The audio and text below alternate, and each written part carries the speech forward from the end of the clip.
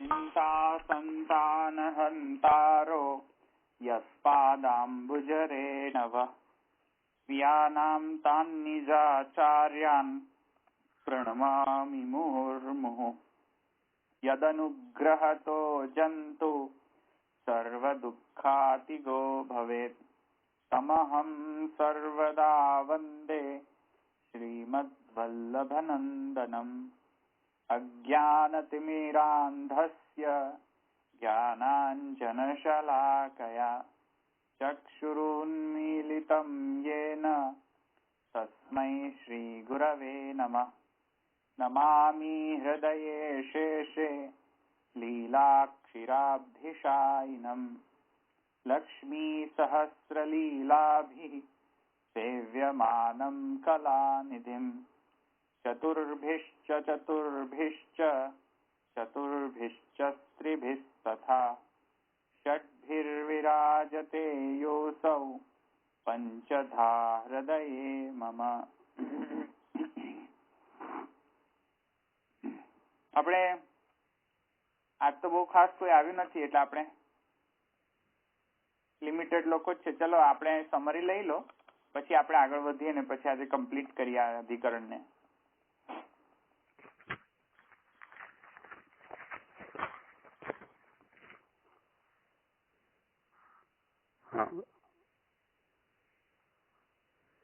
કોણ બોલે છે? હા, આપણે ગઈ વખતે આપણે એ જોયું કે જે પૂર્વ મીમાંસકો અને વેદાંતવાદીઓ છે તેના મતનું મહાપુરુષજી નિરાકરણ કરે છે. કેવી રીતે કે જે વેદાંતવાદીઓ એ મત છે કે શાસ્ત્ર યુનિતવાદ જે સૂત્ર છે એ તત્વ સમન્વય સૂત્ર છે, શાસ્ત્ર યુનિતવાદના માટે આ સૂત્ર છે એના એ પ્રમાણે, અને સમવાયીકરણ માટે નથી. તો મહાપ્રભુજી એ આજ્ઞા કરે છે કે આ સૂત્ર તો સમવાયી કારણ માટે જ છે. તો સમવાયી કારણ કેમ છે? તો એના માટે શ્રી મહાપ્રભુજી કર્મકાંડ અને જ્ઞાનકાંડથી સમજાવે છે, અને એમાંથી જે શ્રુતિઓ અને વેદના વચનો છે તે આપે છે. કારણ એમાં આપણે એ રીતે સમજાય કે ઘણી શ્રુતિઓ અથવા મંત્રો એવા ઘણા જોવા મળે છે કે ક્યાંક કર્મથી મોક્ષ પ્રાપ્ત થાય છે, અથવા ક્યાંક જ્ઞાનથી સંસાર અથવા સંસારિક વસ્તુઓની પ્રાપ્તિ થાય છે. તો પછી એ પ્રશ્ન થાય કે જો જ્ઞાનથી જ મોક્ષ મળશે અથવા તો કર્મ કરવાથી મોક્ષ નહીં મળે, તો તેથી વાઇસ વર્સા કે જો કર્મ કરવાથી જ મોક્ષ મળે અને જ્ઞાનથી નહીં મળે, તો તેના નિરસન માટે મહાપ્રભુજી કહે છે કે જે શ્રુતિ જે કહે છે અથવા એ પ્રવર્તક નથી. જે ધર્મ કરવાનું જે કહ્યું છે એ પ્રવર્તક તો હરિરેવલે જે પ્રભુ જ છે. એટલે આ રીતે પૂર્વ પક્ષના જે પૂર્વ મીમાંસકોનો હતો એનું નિરસન કર્યું. ત્યાર પછી રાહુ વેદાંતિઓને નિરસન કરવા માટે મહાપ્રભુ આજ્ઞા કરે છે કે એમનો મત એ છે કે કેટલીક શ્રુતિ એવી જોવા આપણને મળે છે કે જ્ઞાનથી ક્યાંક સંસાર પ્રાપ્ત થાય છે, તેથી જ્ઞાનથી જેમ કે આપણને બધું જ પ્રાપ્ત થશે અને કર્મથી કાંઈ જ પ્રાપ્ત નહીં થાય. તો તે મહાપ્રભુજી કહે આપણે તેવું સમજવું ના જોઈએ.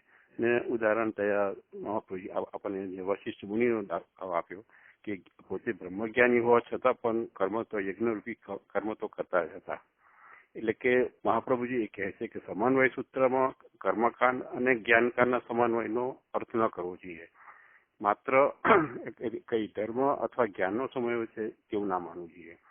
અને તો પછી પ્રશ્ન એ કરે છે કે અને મહાપ્રભુજી આગળ એ પણ સમજાવે છે કે વેદના બે ભાગ છે, બરોબર છે, કર્મકાંડ અને જ્ઞાનકાંડ, પણ એ બે જુદા નથી, એ પરંતુ એકબીજાના ઉપકારક છે.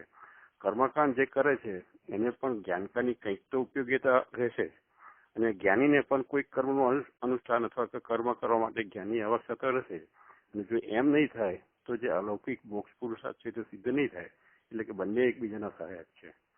તો આ નિશાને પૂર્વ પક્ષ કહે છે કે માની લઈએ કે કર્મકાંડ અને જ્ઞાનકાંડ એક જ શાસ્ત્ર છે અને એકબીજાના ઉપકારક છે, તો પછી બે કાંડ અલગ કેમ છે, બેને ભેગા કેમ નથી કરે? ત્યાં સુધી મહાપ્રભુજી આજ્ઞા કરે છે કે આપણને બે પ્રકારના ફળ જોવા મળે છે, નિષ્કામ ફળ અને કામી ફળ. તો કામના કરવાથી આપણને ફળ પ્રાપ્તિ થઈ જાય, તો એટલે કે કર્મથી પણ આપણને આપણી કામના પ્રાપ્ત થાય અને જ્ઞાનથી પણ થાય. અને કેટલાક કર્મ જે કર્મ છે એ નિષ્કામ પણ કર્મ હોય અને નિષ્કામ જ્ઞાન પણ હોય, તેવી જ રીતે સકામ કર્મ પણ હોય અને જ્ઞાન પણ સકામ હોઈ શકે. એટલે કામના કરવી એટલે કે કામના માટે જે મેળવેલું જ્ઞાન અથવા કામના માટે કરેલું કર્મ. તો નિષ્કામ કરનાર અથવા તો જ્ઞાન મેળવનાર માટે આ બંનેની પરસ્પર ઉપયોગી છે. પરંતુ જો કામનાથી કર્મ કે જ્ઞાન મેળવતો હોય તો તેના માટે આ બે અલગ સ્વતંત્ર હોઈ શકે એમ એ સમજાયું. કારણ કે સંસારમાં આપણે બ્રહ્મ જ્ઞાનથી આપણને સંસારમાં સુખી થવા માટે અથવા જ્ઞાન કોઈ એના માટે પ્રાપ્ત કરે છે. પુત્ર પ્રાપ્તિ પણ થાય જ્ઞાનથી પ્રાપ્ત થાય એવું આપણને જોવા મળે છે શ્રુતિઓમાં. એવી રીતે કામ્ય કર્મ માટે પણ થઈ જાય કે આ યજ્ઞ કરવાથી આપણને આ પ્રાપ્ત થશે, આ કર્મ કરવાથી એ પણ જોવા મળે છે. એટલે પરંતુ જો કામ્ય કર્મ માટે અથવા તો જ્ઞાનની અવસ્થા ત્યારે માટે જ્ઞાનની અવસ્થા તો રહેતી નથી. કારણ કે જે કર્મ કરવાનું કે જે ધર્મ કરવાનું કહ્યું હોય તો તે કરે તો તેથી તેની કામના સિદ્ધ થાય. પરંતુ જો બ્રહ્મને પ્રાપ્ત કરવા માટે કર્મ કરતો હોય તો પછી અથવા જ્ઞાન મેળવતો હોય તો એ બંને માટે બંનેની ઉપયોગીતા એક બે રહે છે. તેથી આ બે કાંડ જુદા છે એવું આપણને સમજાવે. આગળ પછી સાંકર મત પ્રમાણે એનો અર્થ કર્યો કે તત્વ સમન્વય જે સૂત્ર છે એનો અર્થ શ્રુતિનો સમન્વય કરવો ન જોઈએ કે કર્મ કે જ્ઞાનનો સમન્વય ન કરવો જોઈએ, પરંતુ બ્રહ્મ સમવાય છે તે માટે આ સૂત્ર છે એવું મહાપ્રભુજી કહે છે.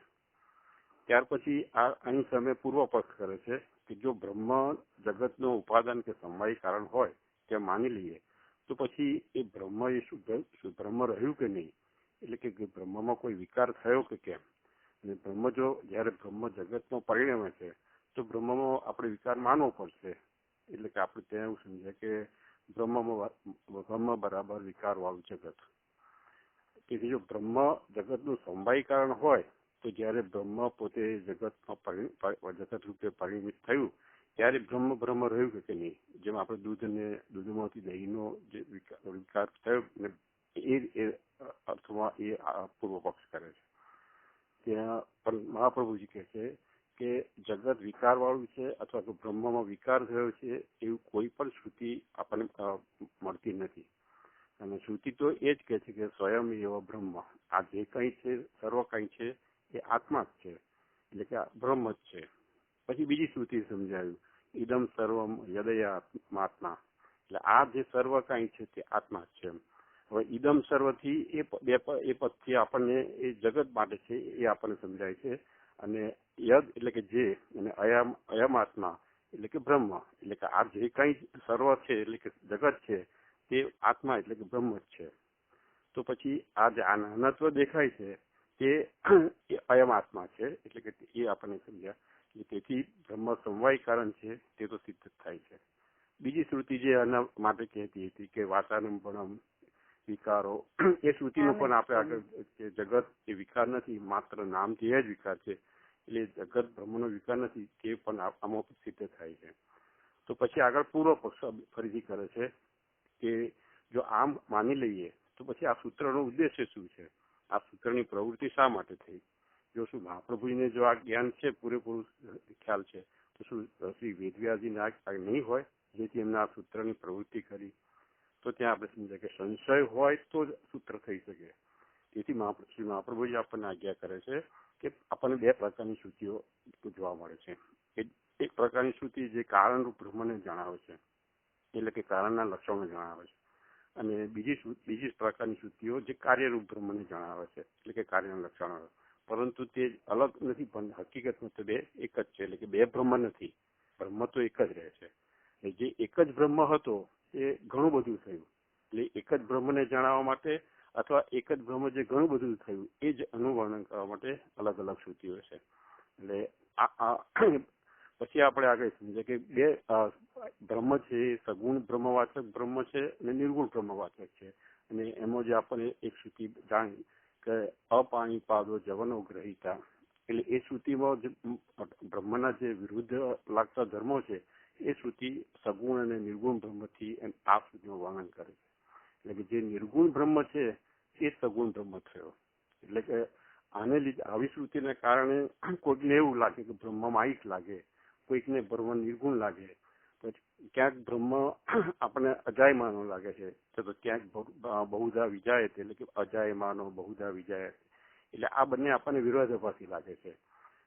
કેટલાક જગત રૂપે બ્રહ્મ બન્યો તો જગત અને જગતમાં અનુસ્વિત તો છે જ, તો શું એ બ્રહ્મ વિકાર છે અથવા જગત વિકાર છે? તો આવા બધા સંદેહોના નિરસન માટે કે નિરાકરણ માટે આ સૂત્ર છે, આ પ્રવૃત્તિ થયેલી છે. એટલે કોઈ શ્રુતિ હોય તો એ એક જ બ્રહ્મનું કાળરૂપનું પણ વર્ણન કરે કે કાર્યરૂપનું પણ વર્ણન કરે. અને આ જે વિરુદ્ધ લાગતા ધર્મો છે એ ના સંદેહ માટે આપણે આ સૂત્રનો પ્રવૃત્તિ થઈ છે. એટલે આમ જો અને અલગ ગણીએ આપણે નિર્ગુણ બ્રહ્મ અને પ્રધાન ગણીએ કે જે અજાયમાનો છે એ અને નિર્ગુણ બ્રહ્મનું નિરૂપણ કરે છે એવું માની એને જો પ્રધાન ગણીએ અને બહુધા આવી જાય તો એને ગૌણ માનીએ તો પછી એમ ગણવાથી એ આપણી મોટી ગેરસમજ છે. અને એમ ગણવાથી જો વેદની તટસ્થતા તો રહેતી જ નથી. એટલે બ્રહ્મ જયારે જગતરૂપ બને છે ત્યારે જે જગતરૂપ બ્રહ્મ છે એ ગૌણ થઈ નથી જતો. એટલે કે મુખ્ય ગણવું કે ગૌણ ગણવું એ બ્રહ્મમાં તો ક્યારેય પણ કોઈ ફેર રહેતો નથી કે વિકાર આવતો જ નથી. કે દહીંમાંથી દહીં બને છે ને જે દૂધનો વિકાર છે ત્યાં માનીએ છીએ એ લૌકિકમાં છે, પણ આ બ્રહ્મમાં તો આ નથી. એટલે કે બ્રહ્મનું તો આ વિરુદ્ધ ધર્માશય તો એ આપણે સમજ્યા કે જે પરસ્પર જે વિરુદ્ધ ધર્મો આપણે લાગે છે બ્રહ્મના તે બ્રહ્મ પોતે કરી શકે છે. એટલે એ સ્વયં શ્રુતિ પણ આપણને એનું વર્ણન કરે છે. એટલે કે જો બ્રહ્મ ત્યાર પછી બીજો પક્ષ પૂર્વ પક્ષ કે જો આ માની લઈએ કે બ્રહ્મ સમવાય કારણ છે અને જો તો પછી એની સામે બીજા એંગલથી વિચારીએ કે જો બ્રહ્મ સમવાય કારણ ન હોય તો બ્રહ્મને જગત બનાવવા માટે જેની જરૂર પડી એટલે બહારના જે રો મટીરિયલ તો એ ક્યાંથી આવ્યા? એ બહારથી આવે એવું માની લઈએ તો પછી જે અદ્વૈતતાનો ભાવ છે તો ખંડિત થઈ જાય અને દ્વૈતતા આવી જાય. અને દ્વૈતતા આવે તો પછી નૈર્ગુણ્યતા અને વૈષમ્યતા આવે. એટલે એને લીધે પછી બ્રહ્મ પણ લૌકિક રૂપે બની જાય અને ત્યાર પછી બ્રહ્મમાં જ દોષો આપણને લાગે અને વિષમતાને લીધે અન્ય દોષો કામ, ક્રોધ, લોભ જેવા દોષો પણ માર્યા. તો એ માટે બ્રહ્મ સમવાય છે એમ સિદ્ધ થાય છે. કારણ કે બ્રહ્મની એ અદ્વૈતતા છે તેથી જ આપણને વૈષમ્યતાનો અને નિર્ગુણ્યતાનો દોષ આવતો નથી એ આપણે સમજાય.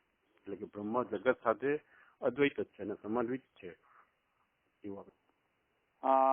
તો એનાથી હવે આગળ આપણે વૈષમ્ય અને નૈર્ગુણ્ય દોષ બ્રહ્મમાં નથી એ આપણે જોઈને હવે આગળ પૂર્વ પક્ષી હવે એ જ સિદ્ધાંતને પૂર્વ પક્ષ કરે છે વળી પાછળ. હવે પૂર્વ પક્ષી વળી પાછા એને પર પૂર્વ પક્ષ કરતો કહે છે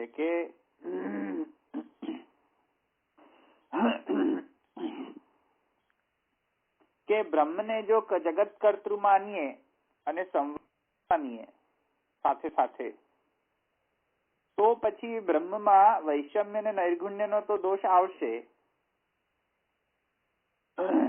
તો જે પૂર્વ પક્ષી એમ કહે છે કે હા ઠીક છે આવવા દો, અમે એનો આન્સર જુદી રીતે આપશું, એમાં સમન્વય જ કરવો એવું જરૂરી નથી. તો પૂર્વ પક્ષ જે છે એ મહાપ્રભુજીનો જે સ્ટેન્ડ છે સમવાયી ગણવાનો એ સ્ટેન્ડને હજુ પણ માનવા તૈયાર નથી. તેથી પૂર્વ પક્ષ એમ કહે છે કે બ્રહ્મમાં વૈષમ્ય અને નૈર્ગુણ્ય જગત કર્તૃ માનવાથી જો આવતો હોય તો એનું સમાધાન અમારી પાસે જુદી રીતે છે. સમવાય ગણીને નહીં પણ જુદી રીતે અમે એનું સમાધાન આપવા માંગીએ છીએ કે એવું દોષ નહીં લાગે. સમજમાં આવ્યું? કઈ રીતે નહીં લાગે? હવે એનો પૂર્વ પક્ષી આન્સર આપે છે કે રાધર દેન સમવાયી કારણ આપણે બ્રહ્મને માનીએ જગતનું, એના કરતા એ વાત ડ્રોપ કરીને આપણે એમ ન લઈ શકીએ કે શ્રુતિમાં બ્રહ્મને જે કર્તૃ કહ્યો છે એ આપવાદિક દૃષ્ટિકોણ, એટલે અપવાદના કારણે એટલે આપવાદિક દૃષ્ટિકોણથી તેને કર્ત્રી કહ્યો છે, બાકી કર્ત્રી છે નહીં. કેમ કે એ કર્ત્રી લાગે છે પણ છે નહીં. વળી પાછો માયાવાદ આવ્યો. સમજમાં આવ્યું ને? કર્ત્રી લાગે છે પણ છે નહીં. એટલે નિર્ગુણ બ્રહ્મ જે છે એ તો નિર્ગુણ જ રહે છે, તેનામાં કોઈ કર્તૃત્વ આવતું નથી. હવે જો કર્તૃત્વ જ ના આવે તો નૈગુણ્ય અને વૈષમ્ય આવે? આવે જ નહીં ને. કર્તૃત્વ આવે તો વૈષમ્ય નૈર્ગુણ્ય નો દોષ આવે ને. માયાવાદ શું કહે છે? વારું, ચાલો તમને વૈષમ્ય અને નૈર્ગુણ્ય નો દોષ લાગે છે ને કર્તૃત્વમાં, અમે ક્યાં કહીએ છીએ કે જગત કર્ત્રી છે? અમે તો એમ જ કહીએ છીએ ને કે જગત નો અકર્ત્રી છે બ્રહ્મ. તો જે વસ્તુનો જે માણસ અકર્ત્રી હોય એને આપણે કહી શકીએ કે તારામાં વૈષમ્યતા નૈર્ગુણ્ય છે? એવું તો ના કહી શકીએ. તો પૂર્વ પક્ષી એમ કે છે કે એમ કેમ નથી માની લેતા કે બ્રહ્મ અકર્ત્રી છે, તેથી એમાં વૈષમ્ય અને નિર્ગુણ્ય નો દોષ નથી. સમજ આવ્યો?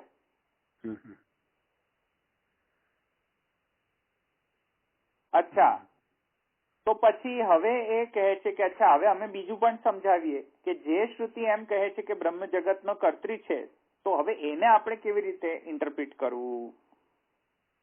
તો પૂર્વ પક્ષ કહે છે હા, એનો જવાબ પણ અમારી પાસે છે. માયાવાદી એમ કહે છે કે અમે એનો પણ જવાબ આપશું. તો એમ કહે છે કે જ્યાં શ્રુતિમાં એમ કહ્યું છે જગતનો કર્ત્રી તરીકે વર્ણન કર્યું છે બ્રહ્મને, જે શ્રુતિમાં, તે શ્રુતિમાં બ્રહ્મને ખાલી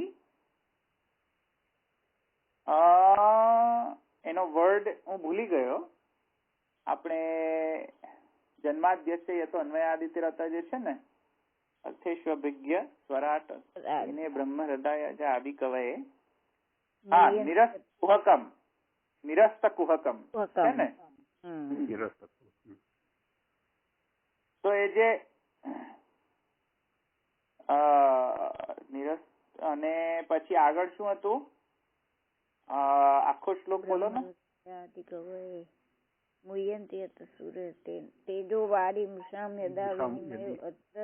ત્રિસર્ગો ધામના સ્વેન સદા નિરસ્ત કુહકમ સત્યમ પરમ ધીમહિ. અને પછી આગળ છે ને, આગળ બીજો પણ શ્લોક છે નેક્સ્ટ.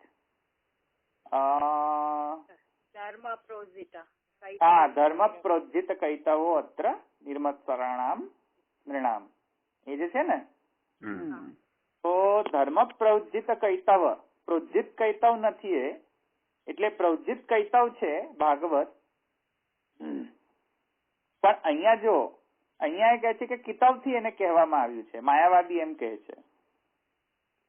તો માયાવાદી શું કહે છે કે જ્યાં જ્યાં બ્રહ્મનો કર્તૃત્વ કહ્યું છે તે કિતાબના માટે કહ્યું છે. કિતાબ એટલે કે કોઈકને ચીટ કરવા માટે.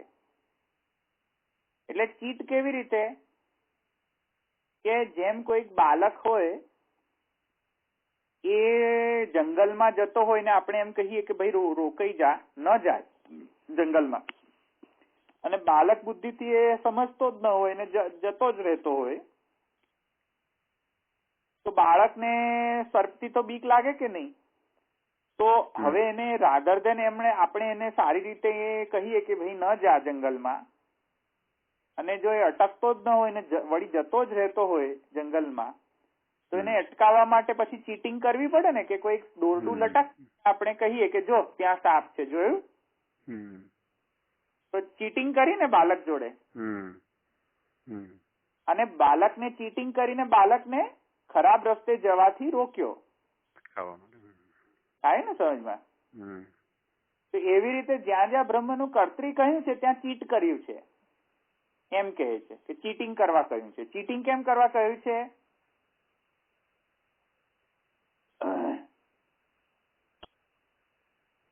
ચીટિંગ કેમ કરવા કહ્યું છે? કે આપણે સારા રસ્તા ઉપર આવ્યું ને સમજમાં, આપણને વૈરાગ્ય ઉત્પન્ન થાય. તો એટલે એમ કહે છે કે તેથી કરીને જગત જે છે પેલું સર્પ જેવું છે. સમજમાં આવ્યું ને? અને પેલું જે દોરડું જે છે બ્રહ્મરૂપ છે. એટલે બ્રહ્મને શું કહે છે ચીટિંગ કરવા માટે? કે એ જો ત્યાં સર્પ છે, એટલે સર્પની સામે તો જશો નહીં ને હવે તમે. હા, એટલે જગતને તમે જો એમ કહી દો કે જો સર્પ છે, સમજમાં આવ્યું ને? તમે જગત થી વૈરાગી થઈ જશો ને. એટલે જગતથી વૈરાગ્ય થાય. હા, કારણ કે જગત ને હે કરી દીધો એટલે હવે હે દ્રષ્ટિથી તમને શું થશે કે આ તો ખરાબ જ છે, ચલો એટલે હવે છોડો જગત ને. એવી રીતે પેલું બાળક ને એમ કહી દો કે આ દોરડું છે, આ સાપ છે, પણ હોય દોરડું, તો એમાં શું થશે કે બાળકને એ સાપ થી ડર લાગશે. એ દોરડું પણ એને દોરડાથી જ ડર લાગશે જયારે એને આપણે સાપ કહીએ ત્યારે. તો એવી રીતે જગત થી પછી આપણે ડરશું, અને ડરશું એટલે આપણે બ્રહ્મના વિશે આપણે જશું. સમજાય ને? તો માયાવાદી એમ કહે છે કે જો કેટલું સરસ અમે શોધી નાખ્યું, બધું બેસાડી દીધું ને બધી શ્રુતિ સરખી રીતે. પૂર્વ પક્ષી એમ કહે છે કે હા, અમારા મતમાં પણ વૈષમ્ય નૈર્ગુણ્યનો દોષ નથી, કેમ કે અમે તો કર્તૃ માનતા જ નથી. તમે માનો છો એટલે તમને બધી ભાંજગડ કરવી પડતી હોય છે કે વૈષમ્ય ને નિર્ગુણ ન આવવો જોઈએ વગેરે વગેરે. અમને તો કરતું જ નથી માનતા. જે કરતું જ ન માનતો હોય તો એને વૈષમ્ય ને નિર્ગુણ નો તો દોષ જ નથી લાગતો. આવે સમજમાં? તો મહાપ્રભુજીનો જે વૈષમ્ય નૈર્ગુણ્ય નો દોષ નથી લાગતો એનો રીઝન એ છે કે એ અદ્વૈતના લીધે છે. અને જે માયાવાદમાં જે નથી લાગતું એ કેમ છે? બ્રહ્મનો અકર્તાના કારણે. મહાપ્રભુજીના મતમાં એ કેમ કે શુદ્ધ અદ્વૈત છે તેથી નથી લાગતો નૈર્ગુણ્ય વૈષમ્ય. વેરેઝ માયાવાદમાં એ નથી લાગતો કેમ કે એ બ્રહ્મ જગતનું કર્તૃ જ નથી. બરાબર. આવી સમજમાં? તો આ માયાવાદે આ આખું પક્ષ રાખ્યો, પૂર્વ પક્ષ. તો મહાપ્રભુજી ત્યાં આન્સર વળી પાછા આપે છે કે હા, એ બધી વાત તમારી જે છે એ શ્રુતિના સાથે સંમત નથી. કેમ? કારણ કે પહેલા તો તમે ચીટ કરી રહ્યા છો. શું શ્રુતિ ચીટ કરી રહી છે? શ્રુતિ ચીટિંગ માટે લખાયેલી છે? તમે એમ કહો છો કે બાળકને જેમ ચીટ કરીને સર્પને દોરડાને સર્પનો રીતે ચીટિંગ કરીને પાછો ખસેડવામાં આવે છે, એવી રીતે શું શ્રુતિ ચીટ કરે છે? આપણી પાસે કોઈ ધોખાધડી કરે છે શ્રુતિ આપણી પાસે? નથી કરે. તમે શ્રુતિ પર આવો આક્ષેપ કેવી રીતે મૂકી શકો? ધોખાધડીનો કેસ કેવી રીતે કરી શકો તમે? તો પહેલા તો એ કહે છે, મહાપ્રભુજી કહે છે કે એવું તો શક્ય નથી. બીજી વાત મહાપ્રભુજી એમ કહે છે કે બ્રહ્મની કર્તૃતાના જે વચન જે છે તે આપવાદિક દૃષ્ટિથી નથી, કે મિથ્યા કલ્પિત નથી. એ કેવી રીતે મનાય? તો ગીતામાં જ એમ ભગવાન સ્વયં કહે છે કે જેઓ જગતને અસત્ય માને છે, અપ્રતિષ્ઠિત માને છે, અનીશ્વર માને છે, અને એવું બધું જગતને માને છે તેઓ આસુરી છે. તો જયારે ભગવાન સ્વયં ભગવદ ગીતામાં એમ કહે છે કે જે લોકો જગતને અસત્ય માને છે, અપ્રતિષ્ઠિત માને છે, અનીશ્વર માને છે, આય ને સમજમાં? એ બધાને આસુર માનતા હોય ભગવાન, તો શ્રુતિ થોડી અસુર બની જાય? શ્રુતિ અસુર નથી. તો જગતને જે મિથ્યા માનનારા જે વાત છે તે તો અનર્થ પેદા કરે છે. સમજમાં આવ્યું? તેથી જગતને મિથ્યા ન માનવું જોઈએ. અને તેથી કરીને ત્રીજો દોષ પણ આવે છે. જો જગતને મિથ્યા માનીએ તો ત્રીજો દોષ એ આવે છે કે વેદાદિ શાસ્ત્ર જગતમાં છે કે અલૌકિક જગતના બહાર છે? જગતમાં છે. હવે જગતમાં રહેલી બધી જ જો વસ્તુ મિથ્યા હોય તો પછી વેદ પણ મિથ્યા થઈ ગયો, શાસ્ત્ર પણ મિથ્યા થઈ ગયો. બરાબર. હવે વેદ મિથ્યા થઈ ગયો, શાસ્ત્ર મિથ્યા થઈ ગયો, તો તમારો માયાવાદ એ મિથ્યા થઈ ગયો. માયાવાદ જ મિથ્યા છે. લો, તો પછી તો ક્યાંય પણ તમે બોલી જ નહીં શકો. કારણ કે સ્વયં તમે જે બોલશો એ પણ મિથ્યા જ ગણવું પડશે. તેથી બ્રહ્મમાં આવી રીતે આરોપિત કે આપવાદિક નો આશ્રય કે એવો દોષ લગાવવો ન જોઈએ. આવ્યું ને સમજમાં?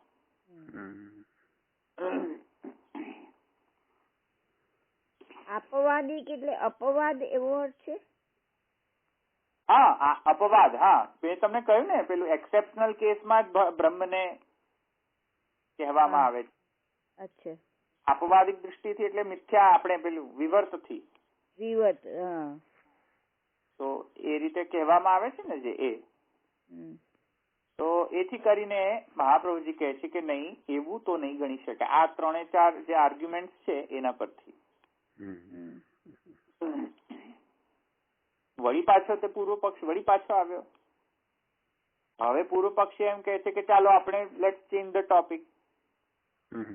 અને પછી હવે પૂર્વ પક્ષી વળી પાછો આવીને કહે છે કે ચલો, જો એમ ન માનતા હોય તો ચાલ આવી રીતે માનો કે શાસ્ત્ર જે છે એ તો 4 પુરુષાર્થની સંપત્તિના બાધક છે, અને વેદાંત જે છે એ તો મોક્ષ પુરુષાર્થને સિદ્ધ કરનારો છે. બીજા બધા જાઓ, પણ વેદાંત બહુ જ ઇમ્પોર્ટન્ટ છે. પેલા રાહુ વેદાંત કહેવાય, એટલે માયાવાદ જ છે હજુ પણ. તો એ કહે છે વેદાંત શાસ્ત્ર મોક્ષને આપનારો છે. કેમ? કારણ કે બ્રહ્મવિદ બ્રહ્મૈવ ભવતી. તો મોક્ષ ને એટલે અવિદ્યાની નિવૃત્તિ, અને અવિદ્યા જે છે તો અજ્ઞાન છે. તેથી અજ્ઞાન નિવૃત્તિ એટલે બરાબર મોક્ષ, અને તેનો નાશ તો જ્ઞાનથી જ થાય. તેથી કરીને અવિદ્યાની નિવૃત્તિમાં જ્ઞાન ઉપયોગી છે. તેથી વેદાંત શાસ્ત્ર ઉપયોગી છે.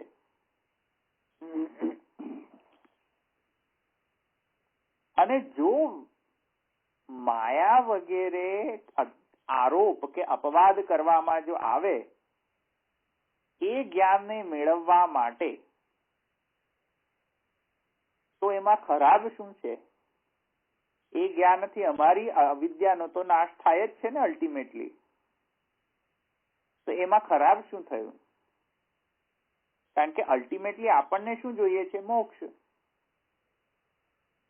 તો મોક્ષ તો અવિદ્યાની નિવૃત્તિથી થાય છે, અને અવિદ્યાની નિવૃત્તિ વિદ્યાથી થાય.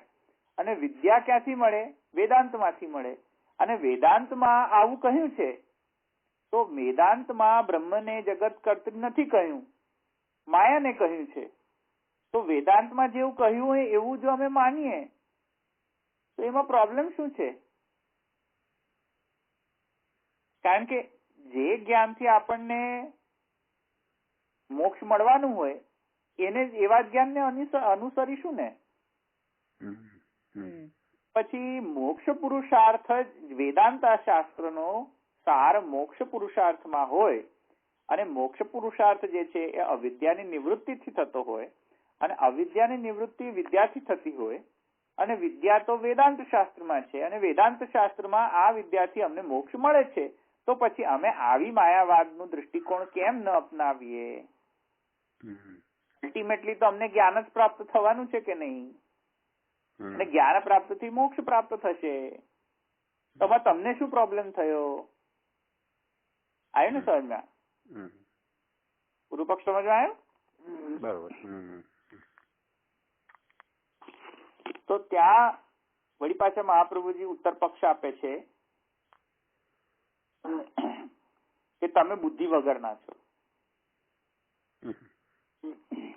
પછી ગાલી ગલોચી ચાલુ કરે મહાપ્રભુજી કે મનુષ્યની બુદ્ધિથી તમે કલ્પિત બધા અર્થો કરો છો, અને જેમ મન ફાવે તમે તમારી બુદ્ધિથી કામ કરો છો. શ્રુતિની ઇન્ટરપ્રિટેશન તમારા પોતાની બુદ્ધિથી કરી રહ્યા છો. શ્રુતિનું ઇન્ટરપ્રિટેશન તમને મન મરજી એમ આવે તમે એમ કરો છો, અને તમે આવું કરો છો તેથી તમે સત્પુરુષો નથી. હવે કારણ કે તમે સ્વયં એમ કહો છો, પેલા જયારે પૂર્વ મીમાંસકો આવ્યા હતા ત્યારે તમે એમને એવું કહ્યું કે ભાઈ ઉપમાન કે અનુમાન એનાથી બ્રહ્મ સમજવો ન જોઈએ. નૈયાયિકો આવ્યા ત્યારે તમે ડાપણ કર્યું કે અમે તો શ્રુતિથી જે સિદ્ધ થતું હોય એ જ અમે સ્વીકારીશું. હવે જયારે તમારો ટર્ન આવ્યો ત્યારે હવે આવી રીતે તમે વાદ કરી રહ્યા છો કે અલ્ટિમેટલી તો જ્ઞાન જ લેવું છે. હવે ગમે તે રીતે તમે શ્રુતિનું ઇન્ટરપ્રિટેશન કરો, જ્ઞાન મળવું જોઈએ. તો ક્યાં ગયું તમારી પહેલાની જે પેલી તમારી જે પ્રોમિસ હતી, જે પૂર્વ મીમાંસકોએ કર્યું, જે નૈયાયિકોએ કર્યું, જે વૈશેષિકોએ કર્યું ને જે સાંખ્યોએ કર્યું, એ તો તમે ફરીથી કરી રહ્યા છો. એમાં નવ્યું વળી પાસે તમે પહેલા એને જ ના પાડી કે તમે ઉપમાન અનુમાન એ બધાથી બ્રહ્મને ન સમજો. હવે વળી પાસે તમે એનાથી જ સમજી રહ્યા છો પાછા. સમજમાં આવ્યું? તો તમારે આ તો મૂર્ખની બધી બાબતો છે બધી. વેદના જે ખરો પુરુષાર્થ જે છે વેદનો, એ તો બ્રહ્મને મેળવવું એ જ ખરો પુરુષાર્થ છે. મોક્ષ મેળવવું કે ન મેળવવું, it is a secondary issue. Primary issue વેદનો શું છે? બ્રહ્મ પ્રાપ્તિ.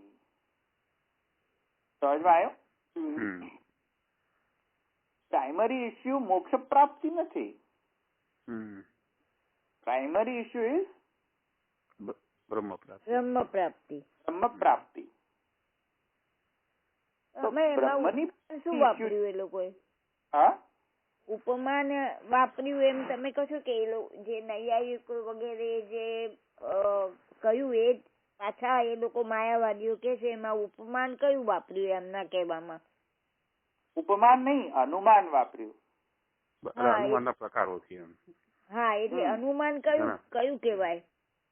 અનુમાન કર્યું ને કે ચલો અનુમાન કરો કે જગતને જે મિથ્યા કહ્યું છે, જગતને જે અકર્તરી જ્યાં કહ્યું છે અને જ્યાં જગતને કર્તરી કહ્યું છે, જ્યાં જ્યાં જગતને કર્તૃ માન્યું કહ્યું છે તે અનુમાનથી સમજી જાઓ કે વૈરાગ્ય માટે કહ્યું છે, બાકી છે નહીં. એવું કેવી રીતે કહ્યું તમે? કયા બેઝિસ પર કહ્યું કે જગત કર્તરી જે છે એ ખાલી મિથ્યાપણા માટે છે, ખરેખર એ જગત કર્તરી નથી? કોણે કહ્યું તમને એવું? એવું મહાપ્રભુજી કહી રહ્યા છે, રાઈટ? એ મહાપ્રભુજી કહી રહ્યા છે, પણ એમને ક્વેશ્ચન કરી રહ્યા છે. હા, એમને ક્વેશ્ચન કરી રહ્યા છે કે તમે આ કેવી રીતે કહી શકો જ્યારે તમે સ્વયં શબ્દ પ્રમાણમાં માનતા હો.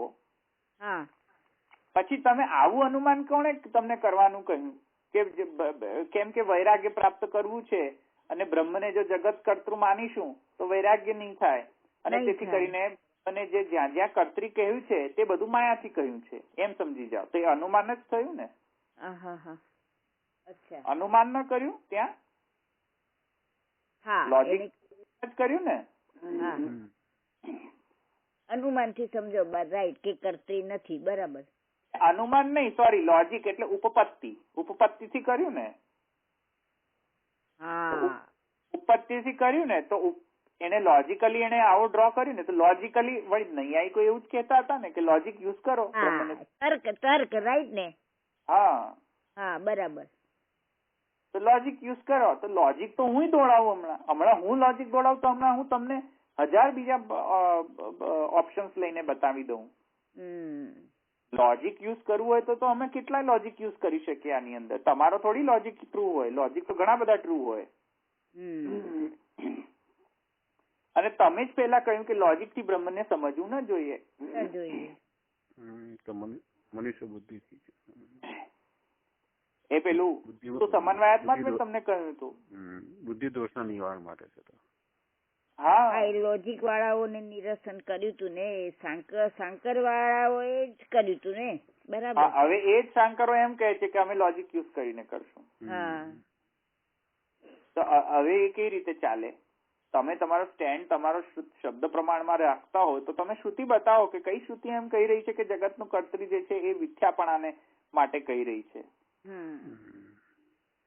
અને જ્યાં જ્યાં શ્રુતિ એવું લાગી રહ્યું હોય એ તમને મેં એક્સપ્લેન કરી દીધું. બરાબર.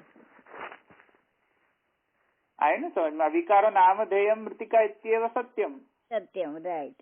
પણ વિકારો નામધેયમ મૃતિકા ઇત્યેવ સત્યમ. એ મેં તમને સમજાવી દીધું કે શું સ્વારસ્ય છે એનું. તો આ તમારો પક્ષ ગ્રહણ ખોટો છે.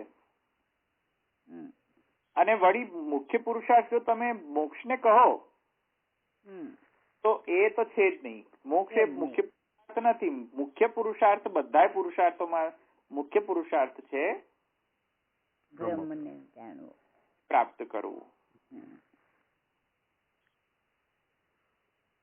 મોક્ષને પ્રાપ્ત કરવું એ પુરુષાર્થ નથી. કારણ કે બ્રહ્મવિદ બ્રહ્મૈવ ભવતિ. તો બ્રહ્મવિદ મોક્ષ ભવતિ. ના, બ્રહ્મને જાણનાર કોને પ્રાપ્ત થાય છે? બ્રહ્મને. બ્રહ્મને. મોક્ષને થોડી પ્રાપ્ત થાય છે. નહીં. આવ્યું ને સમજમાં? તો પછી હવે કહો તમે. એટલે તમારો પુરુષાર્થનો ખ્યાલ ખોટો છે. તમે ખોટા છો. પુરુષાર્થમાં પણ તમે ખોટા છો. તમને એ ખ્યાલ જ નથી કે પુરુષાર્થ શું છે. પુરુષાર્થ મોક્ષ નથી. પુરુષાર્થ છે અલ્ટિમેટલી મુખ્ય પુરુષાર્થ છે બ્રહ્મને મેળવવું. આવે ને સમજમાં? બરાબર. તો અહીંયા બધા પૂર્વ પક્ષ પૂરા થઈ ગયા. સમન્વયાધિકરણ આપણે પૂરો કર્યો. તો સમન્વયાધિકરણમાં માયાવાદ આવ્યો, પૂર્વ મીમાંસકો આવ્યા અને થોડું ઘણો સાંખ્યો આવ્યા. બસ એ 3 પૂર્વ પક્ષીઓ હતા સમન્વયાધિકરણમાં. નેક્સ્ટ હવે આપણે ઈક્ષત્યધિકરણ લઈશું. ધવલભાઈ, હા, દરેક કાર્યમાં કારણ હોય તો જ એ કાર્ય થાય એવું સમજવાનું આપણે. હા. તો પછી આપણે એવી વાત આવી, કોને બોલે ખબર નહીં, પણ એમ કે પાગલ હોય તો એ તો કઈક કાર્ય કારણ વગર જ એનું તો કાર્ય હોતું હોય છે. તો દરેકમાં એવું જુદા અર્થમાં જરૂર નથી. એ જુદા અર્થમાં, એ લીલાના અર્થમાં મેં તમને સમજાવ્યું કે કોઈ પણ કાર્ય કરવું હોય, કાર્યનું પ્રયોજન જોઈએ. જો પ્રયોજન વગર તો 2 જ વ્યક્તિ કરતો હોય, કાં તો એ પાગલ હોય, કાં તો એ રમણ માટે કરતો હોય, પોતાના આનંદ માટે કરતો હોય. એ કાર્યની વાત કરી રહ્યો હતો. પેલો કાર્યની વાત નહીં, એઝ એ રિઝલ્ટ એ નહીં, કામની વાત, કર્મની વાત કરી રહ્યો છે.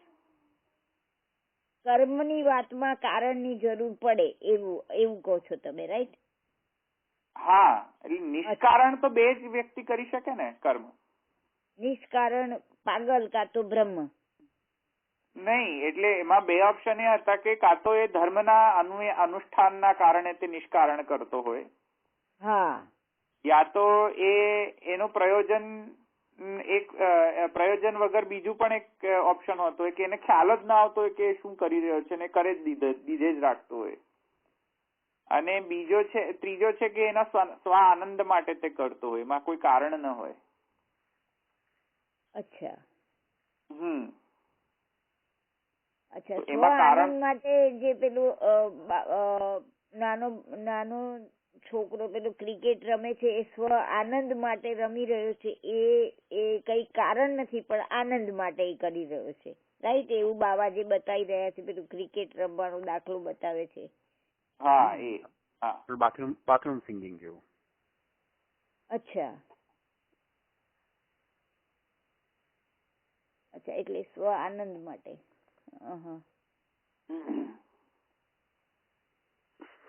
એ આનંદ એનું કારણ ના થયું કે એને આનંદ મેળવવો છે એટલે એ કરે છે? ના, એ કારણ થયું નહીં ને. બાહ્ય કારણ ન થયું ને, આંતર જ કારણ છે ને. હા, આંતર કારણ છે, બરાબર. હા, આંતર કારણ છે, એ વાત બરાબર. નિષ્પ્રયોજન છે અને હા, પ્રયોજન પણ નથી. હા, કોઈ સ્વાર્થ નિસ્વાર્થ કશું જ નહીં, કઈ મેળવવાનું નથી, કશું કરવાનું, કઈ મેળવવાનું નથી, બરાબર. કોઈ યશ કશું મેળવવાનું નથી, કોઈના ફોર્સ થી નથી કરતો, કોઈના બાહ્ય ફોર્સ થી નથી થતું. હા, હા. એ સાહજિક રીતે થઈ જાય. સાહજિક અચ્છા સહજ છે. જે સહજ હોય તે લીલા બની શકે, જે સહજ ન હોય તે લીલા ન થઈ શકે. આહા. હમ એટલે બ્રહ્મનું જે ઐચ્છિક દ્વૈત છે એ પણ તો સહજ રીતે થઈ ગયું એમ જાણવાનું ને આપણે. હા, સહજ છે તે. જગત જે બનાવ્યું તે સાહજિક રીતે બનાવ્યું છે, સહજ છે તે. સહજ છે. હા, જગત જે બન્યું છે તે સહજતાના લીધે છે. અચ્છા. એમાં કોઈ કારણ નથી કે આ કારણ એને કશું ખૂટ્યું ને તેથી કરીને તેને કર્યું. એવું કોઈ કારણ નથી. એવું કોઈ કારણ નથી. કારણ સમજીએ તો વળી પાછા દોષ આવે. કામ, ક્રોધ, લોભ, મદ, માત્સર્ય. કારણ આવ્યું એટલે બધું જ આવી ગયું. રાઈટ. એક્સટર્નલ જે ફોર્સ આવ્યો કઈક તો પછી બધું જ આવી ગયું ને. પછી તો બ્રહ્મ આપણા જેવું જ થયું. બરાબર.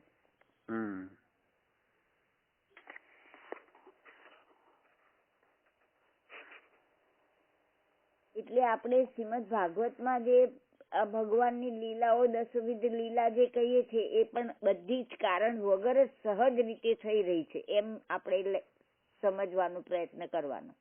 તો આ આનંદના ઉચ્છલનના કારણે જે થતું હોય તેને લીલા કહેવાય. સ્વ આનંદના ઉચ્છલનના આનંદ સિંધુ બળ્યો હરિ તન્વે. આનંદના ઉચ્છલનથી જે પણ જે કાંઈ પણ થતું હોય કર્મ, તેને કર્મ ન કહીને લીલા કહે છે. એવું આપણે બી કરતા હોઈએ છીએ કશું? આપણે તો એવું કરતા જ નથી કઈ. ના, ઘણું આપણે કરીએ છીએ. ઘણું ખરું આપણે કરીએ છીએ. આનંદના ઉચ્છલનથી આપણે ઇનફેક્ટ શ્રુતિ એટલે એક્સટેન્ડ સુધી કહે છે કે જે શ્વાસ લઈ રહ્યા છે તે પણ આનંદના કારણે લઈ રહ્યા છે. ઓહ, હા, એ પણ કહેતા હોય છે. રાઈટ. શ્રુતિ તો એટલે એક્સટેન્ડ સુધી કહે છે કે જે શ્વાસ લેવાની પ્રક્રિયા જે છે આપણી તે આનંદના કારણે લઈ રહ્યા છે. નહીં તો આનંદ ન હોત તો આપણે શ્વાસ લેવાનું ગમત જ પણ નહીં. આનંદ ન હોત તો ગમે નહીં તમને. શ્વાસ લેવાનું ન ગમે, રહેવાનું ન ગમે, ઊંઘવાનું ન ગમે, ને ખાવાનું ન ગમે, ને કાંઈ પણ ન ગમે. ક્યાંક છે આનંદ એટલે તમે જીવી રહ્યા છો. નહીં તો તમને પેલી ડિઝીઝ આવે છે ને, પેલી સુસાઇડલ ટેન્ડન્સી વાળી ડિઝીઝ હોય છે એક, તો સુસાઇડ જ કરવાનું મન થઈ જાય. ક્યાંક આનંદ છે તેથી તમે સુસાઇડ નથી કરતા ને. સમજમાં આવ્યું? અને એ આનંદ બ્રહ્મ છે એમ કહી રહ્યો છે. તમારામાં એ આનંદ બ્રહ્મ તરીકે છુપાયેલો છે. બ્રહ્મ છુપાયેલો છે અંદર, એટલે તમને જીવવાની ઈચ્છા છે એમ. નહીં તો તમારામાં ઈચ્છા શું હોય? એ એટલા એક્સટેન્ટ સુધી કહે છે કે આનંદ તમે જીવી રહ્યા છો. નહીં તો હેવાન્યાત પ્રાણ્યાત યદેશ આકાશાદ આનંદો ન સ્યાત એમ શ્રુતિ કહે છે. કો હેવાન્યાત કઃ પ્રાણ્યાત યદેશ આકાશાદ આનંદો ન સ્યાત. જો આકાશમાં આનંદ ન હોત તો કોણ જીવત? કોણ જીવવાનું ઈચ્છા કરત?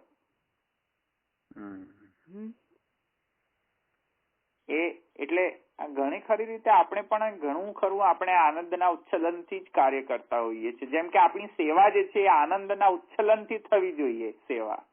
હા, તે જ તો. પણ એટલે એ કહેવાનું જ છે, એવું કઈ થતું તો છે જ નહીં. એવી રીતે જે આપણું અમુક જે આપણી જે ક્રિયાઓ હોય છે તે કોઈ પણ પ્રયોજન વગરની હોય છે. જેવી રીતે આ મોસ્ટ ફેવરેટ એક્ઝામ્પલ એ જ હોય છે કે કોઈ સ્પોર્ટ્સ આપણે રમતા હોઈએ તો સ્પોર્ટ્સ રમવાની ક્રિયા જે છે તેમાં પણ આપણે એકલા રમતા હોઈએ. ઘણી ખરી વખતે ખબર છે આપણે ચેસ લઈને આપણે એકલા જ ચાલુ પડી જતા હોઈએ છીએ. ચાલો હું પણ પેલો ઓપોઝિશન પાર્ટી ને પેલી રૂલિંગ પાર્ટી બંને એક જ માણસ થઈને ચેસ રમતો હોય તો હવે એમાં એને કઈ પ્રયોજન છે જીતવાનું? ના ના ના ના. કોઈ તો છે તો નહીં. દ્વિતીયાદ વય ભયમ ભવતી, બીજો હોય તો ભય લાગે ને. તો ભય પણ નથી, વળી પાછો રમી પણ રહ્યો છે. નિર્ભય રમણ તો એ પણ કરી જ રહ્યો છે ને ચેસ રમીને. એટલે આને પછી શું કેવું? કર્મ કેવું? કર્મ તો કહી ન શકાય, કારણ કે પ્રયોજન જોઈએ કર્મ કરવામાં. તો હવે અહીંયા તો શું પ્રયોજન છે? કાંઈ પણ આપણે એને કહી ન શકીએ ભાઈ તું કેમ રમી રહ્યો છે. હવે he doesn't have answer, he will just say I enjoy. એને કોઈ હારવાની કે જીતવાનો તો કોઈ પ્રયોજન નથી ને, કે હું હારી જાઉં કે હું જીતી જાઉં.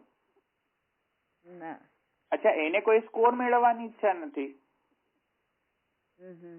એને કોઈ હારની ઈચ્છા નથી, કે એને કોઈ જીતની પરવા નથી, કે ભય નથી. એને ભય લાગે જીતી જવાની ખુશી થાય કે હારની ભય લાગે? ના લાગે. એ એકલો જ રમતો હોય, ઓપોઝિશન પાર્ટી પણ એ જ હોય ને પેલી રૂલિંગ પાર્ટી પણ એ જ બનીને પેલો કરતો હોય, ચેસ રમતો હોય, તો એને ભય લાગે? ના લાગે. એને તો ભય જ ન લાગે ને. અને ઉપરથી આનંદ પણ મળે. રાઈટ. કારણ કે જો ભય આવે તો આનંદ ગાયબ થઈ જાય વળી પાછું. એટલે પેલા કોમ્પિટિશનમાં રમતા હોય ને ત્યારે પસીનો છૂટે. કોમ્પિટિશન ન હોય ને સ્વયં જ કોમ્પિટિશનમાં ઉતરો તો પસીનો છૂટે નહીં, તો મજા આવે એને.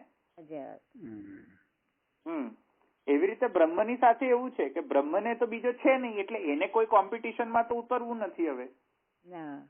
એટલે બ્રહ્મને પસીનો તો છૂટવાનો નથી. અને જે રમી રહ્યો છે તે પોતાની સાથે રમી રહ્યો છે. તો હવે એને કહ્યું આપણે કર્મ તો કહી ન શકીએ, ક્રિયા ન કહી શકીએ, એને લીલા જ કેવી પડશે ને.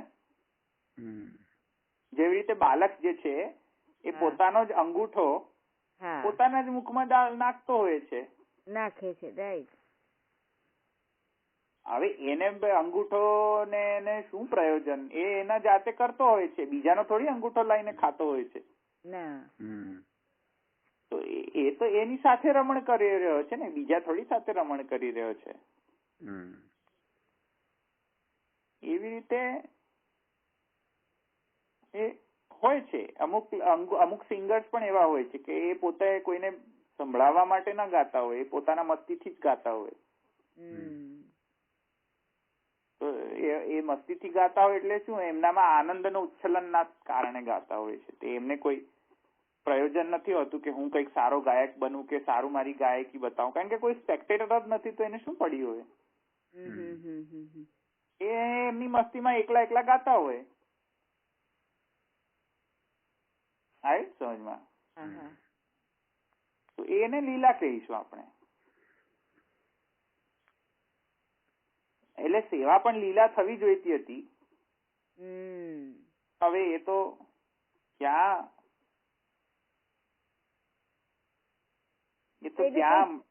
વગર બી તો કરતા હોઈએ, પણ એ લીલા જેવું થાય છે એવું નથી લાગતું. પ્રયોજન તો નથી કે આનાથી કશું મળશે આપણને, એવું તો નથી હોતું.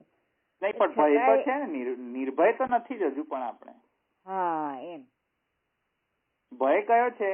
આ છુઈ ગયું, આ થઈ ગયું, આ બરાબર ના થયું, કે આનાથી આમ થશે કે આમ, એવું બરાબર વાત. અહીંયા આ યાદ આવી ગયું, પેલું યાદ આવી ગયું, 1000 તો યાદ આવતું હોય. જયારે શિંગાર કરવા બેસતા હોય ત્યારે જ બધું ઘૂસે મગજમાં. જયારે બધો જ ટાઈમ શાંતિ હોય ને જયારે શિંગારમાં આપણે ઘૂસીએ ત્યારે જ બધું ઘૂસે. એટલે પછી તો એ શું છે કે પેલું નિર્ભય નથી થતા, પછી આપણે સભયતા આવી જાય, સભય થઈ જતા હોઈએ છીએ આપણે. ભય ભયમ ભવતી. એટલે પછી શું છે, અસતસ્યમ ભયમ ભવતી. પછી બધાને ભય લાગવાનું ચાલુ થઈ જાય. પેલું બીજું આવે ને એટલે ભય લાગી જાય. બે હોય તો ભય લાગે ને. માનો કે આખી દુનિયામાં તમે એકલા જ છો, તમને કોઈનાથી બીક લાગે? કોઈ ના લાગે. લાગે. એકલા જ છો તમે તો દુનિયામાં, તો બીક તો ક્યાંય લાગે નહીં. પછી કોણ કોનાથી કોણ બીવે? તો એવી રીતે પછી શું બીજું આવ્યું ને, સભ્યતા આવી ગઈ, પછી બીજો થયો ને સભ્ય આવ્યો, આવે ને સમજમાં? એ રીતે પછી આપણે પણ બીજો થયો ને સભ્યતા આવ્યું, એવી રીતે નિર્ભય રમણ જે છે, એક તો નિર્ભયતા નથી આવતી ને ઉપરથી રમણ પણ નથી આવતું. એટલે એવું છે, આનંદનો ઉચ્છલનથી તો સેવા થતી નથી, ઉપરથી ભય રહેતો હોય છે. આનંદના ઉચ્છલનથી સેવા થોડી કરતા હોઈએ છે આપણે, ના ના ના કરી શકતા. આપણે કર્મકાંડથી જ કરતા હોઈએ છીએ. કર્મ કરવાનું છે, પુષ્પમ સમર્પયામી, તો પુષ્પ સમર્પી દીધા, માળા ધરાવી દીધી, તો એ તો કર્મકાંડ જ થયો ને. બસ એ તો કર્મકાંડ જ છે એક જાતનું. અત્યારે તો એ જ થઈ રહ્યો છે, કર્મકાંડ જ થઈ રહ્યો છે ને. જેમ પેલો યજ્ઞમાં કરતા હતા, અહીંયા આપણે ઠાકોરજી સાથે કર્યું, બીજું કોઈ ડિફરન્સ નથી. આમ કરવાનું છે એટલે કરી દેવાનું એવું. હા, પણ એકચ્યુઅલી એ સેવાનો એ ભાવ નહોતો. સેવાનો ભાવ એ હતો કે એ લીલા પેલું આનંદના ઉચ્છલનથી થવું જોઈતું હતું. અમુક ધારાધોરણો બાંધેલા ના હોય ને તો એવું કદાચ પણ એવું થાય, તો પણ પછી સ્વચ્છંદ પણ થઈ જવાય, એવું બે બાજુનું થાય ને. હા, પણ આનંદનો ઉચ્છલન ને થી જો તમે કરતા હો તો એ એકદમ આઈડિયલ સિચ્યુએશન છે. પછી એ ધોરણ બાંધેલું જતું રહે ને, પણ તમારું એ નક્કી આમ થવું જોઈએ એવું રહે નહીં. એવું માનો ઇન કેસ પણ એવું કરવું હોય તો એ થાય નહીં. તો બાંધવાની કઈ જરૂર શું છે? પુસ્તક કઈ રહ્યું એટલે બાંધવાની તો આમે પણ જરૂર નથી ને. આનંદના ઉચ્છલનથી એ થવું જોઈએ સેવા. પછી એ પેલું કર્માત્મિકા કે ક્રિયાત્મિકા થઈ જાય તો એ લીલા ભાવ નષ્ટ થઈ જતો હોય છે. પછી ત્યાં એ લીલા ભાવ નથી રહેતો. તેથી નિર્ગુણ ભાવથી થવી જોઈએ તે તે સેવા. એટલે એને આપણે નામ આપીએ છીએ લીલા. એને કર્મ કે ક્રિયા નથી કહેતા આપણે. સમજમાં આવ્યું ને? કર્મ ને ક્રિયામાં આટલો ડિફરન્સ છે કે કર્મ જે છે તે કોઈ પ્રયોજન વશ થઈને કરતા હોઈએ છીએ, યા તો ક્રિયા જે છે એ કોઈ પણ પ્રયોજન નથી હોતો, કઈ અચેતન પદાર્થની જેમ કરે રાખતા હોઈએ છીએ. એવી પણ લીલા નથી એ. જેવી રીતે ઇનવોલેન્ટરીલી પંખો ચાલતો જ રહે ને, તો પંખાને તો બુદ્ધિ છે નહીં, એ તો એને ચલાવ્યો તો ચાલતો રહે. તો એવી રીતે થોડી કઈ બ્રહ્મે જગત કરી દીધું કે કોઈક એવો કઈક હોનારત થઈ ગઈ બ્રહ્મ સાથે ને પંખો સ્વિચ ઓન કર્યો, એવી રીતે બ્રહ્મને સ્વિચ ઓન કરી દીધી કોકે, અને બ્રહ્મ જગતનું પેદા કરવાનું શરૂ કરી દીધી ફેક્ટરી. એવી રીતે થોડી કઈ બ્રહ્મને કોઈ હોનારત થઈ ગઈ બ્રહ્મ સાથે. એવી હોનારત તો ન મનાય ને, કારણ કે બ્રહ્મને કહે છે સત્યમ જ્ઞાનમ અનંતમ. તો પછી એને હોનારત થી થયું એવું તો ન કહી શકાય ને. અને હોનારત જો કે આપણે જગત કોઈક એવા થી પ્રાપ્ત બન્યું તો એમાં તો પાછી અદ્વૈત ભંગ થઈ જાય વળી પાછી. તો પછી એ વળી પાછી એ પ્રોબ્લેમ થઈ ગઈ. એટલે એવું તો ગણી જ ન શકાય. એટલે ક્રિયા ન ગણી શકાય, કર્મ ન ગણી શકાય, પણ લીલા તયા એ જગતની ઉત્પત્તિ કરી એમ કહી શકીશું આપણે. તો એટલે લોકવત્તુ લીલા કૈવલ્યમ એ સૂત્ર છે. લોકવત્તુ લીલા કૈવલ્યમ સૂત્ર એના માટે છે કે જેમ લોકમાં લીલા કરીને માણસો કરતા હોઈએ છે ઘણા ખરા કર્મ, એવી રીતે બ્રહ્મે પણ જગતનું નિર્માણ લીલા તરીકે કર્યો, લીલાના કારણે કર્યો છે, કોઈ પ્રયોજન વશ નથી. લોકમાં જોવા મળે છે. મેં તમને લોકમાં લીલા સમજાવી જો, કેટલી બધી લીલા લોકમાં જ. કેવી રીતે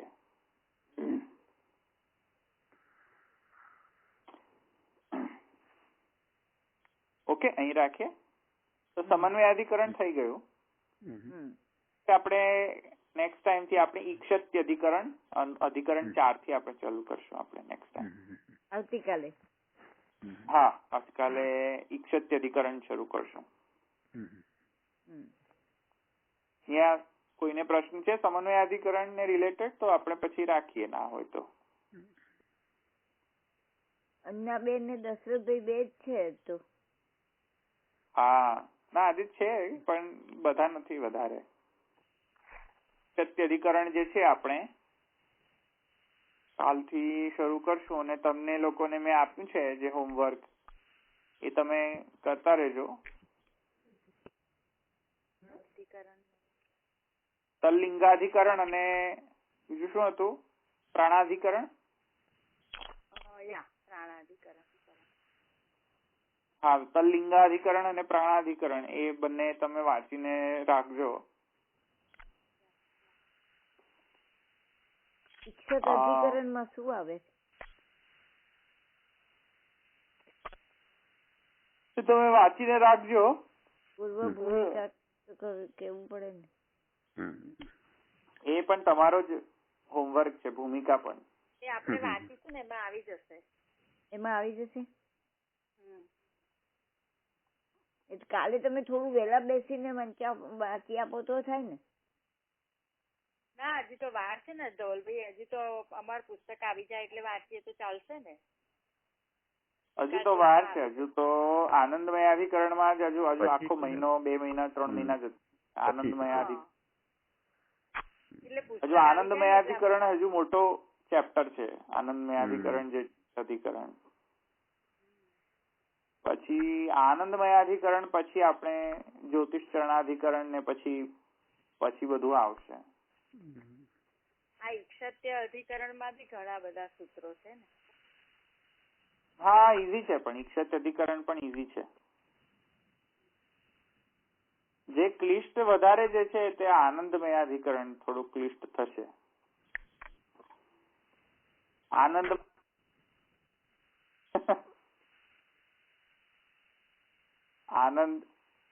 નામ આનંદમય છે.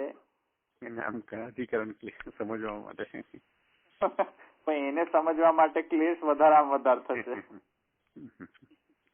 છે પાછું આનંદમય, મય જ પ્રત્યે પાછું પ્રચુરતા, પ્રચુર એટલે વધારે પડતો આનંદ, એમ ખૂબ આનંદ. ખૂબ આનંદ.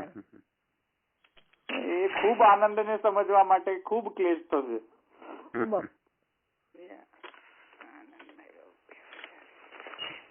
પ્રત્યે મહાપ્રભુજી કે મયટ પ્રત્યે વિકાર નહીં સમજવો, મયટ પ્રત્યે જે છે તે પ્રચુરતાના અર્થમાં લેવો. પણ આપણે પ્રચુરતા અનુભવાય છે કે નહીં તે તો આપણને જ ખબર છે પાછી.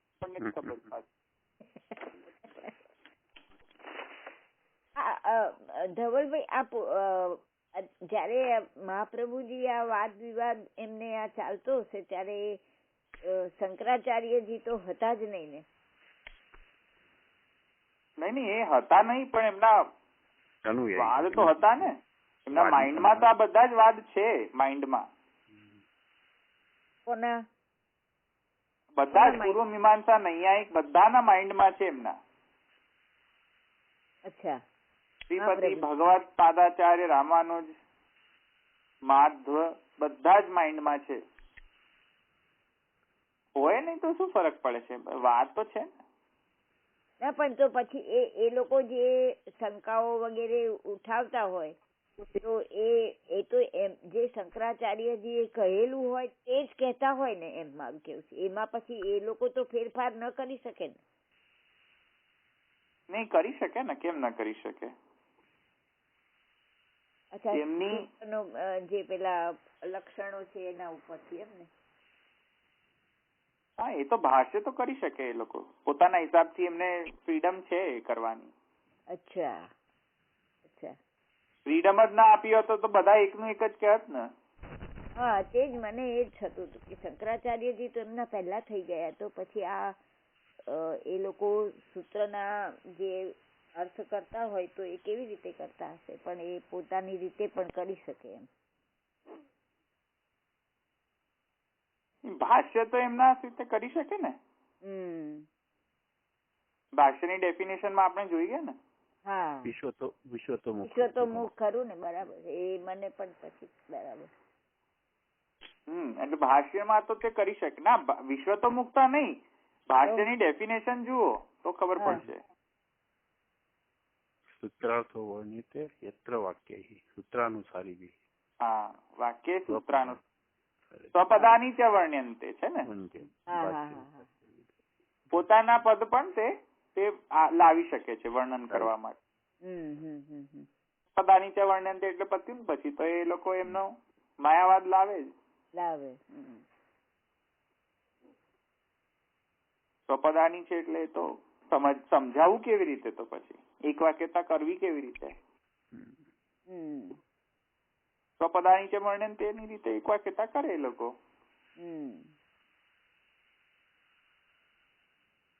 અહીંયા રાખીશું ને, તો કાલે મળીએ. પ્રણયન ચરણ કેરો ભરોસો, પ્રણયન ચરણ કેરો, શ્રી વલ્લભ નખ ચંદ્ર છટા વિના, સબ જગ માઝ અંધેરો ભરોસો, પ્રણયન ચરણ કેરો, साधन और नहीं या कली में, जासो हो निवेरो, सूर कहा कहे द्विविधा धरो, बिना मोल को चेरो भरोसो, प्रणयी न चरण के. श्री वल्लभाधीश की जय, श्री गोसाई जी परम दयाल की जय, श्याम सुंदर द्वारिका जी वैष्णव जय श्री कृष्ण.